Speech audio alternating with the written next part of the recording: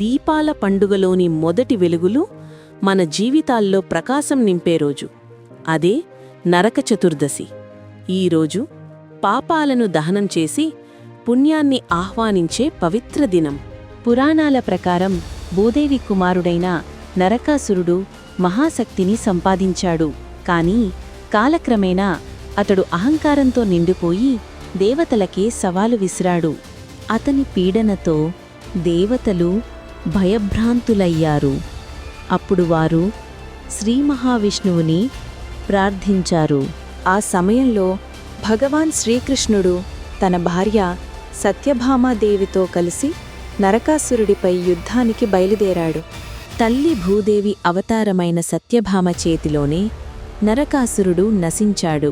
అప్పటి నుండి ప్రతి సంవత్సరం మనం దీపాలు వెలిగించి నరక చతుర్దశిని జరుపుకుంటున్నాం. నరక చతుర్దశి అంటే మనలోని నరకాసురుడిని, అంటే అహంకారం, ద్వేషం, దురాశ, కోపం లాంటి చెడు గుణాలను దహనం చేసే రోజు. దీపం వెలిగించడమంటే వెలుగు మాత్రమే కాదు, అది జ్ఞానం, ధర్మం, సత్యం వెలిగించడమే. ఈ రోజున సూర్యోదయానికి ముందే నూనె స్నానం చేయడం పవిత్రమైన ఆచారం. ఇది శరీర శుద్ధి మాత్రమే కాదు, మనస్సు, ఆత్మశుద్ధికి సంకేతం. ఈ నరక చతుర్దశి రోజున మనం మన గృహాల్లో దీపాలు వెలిగించి స్నేహం, సద్భావన, శాంతిని పంచుకుందాం.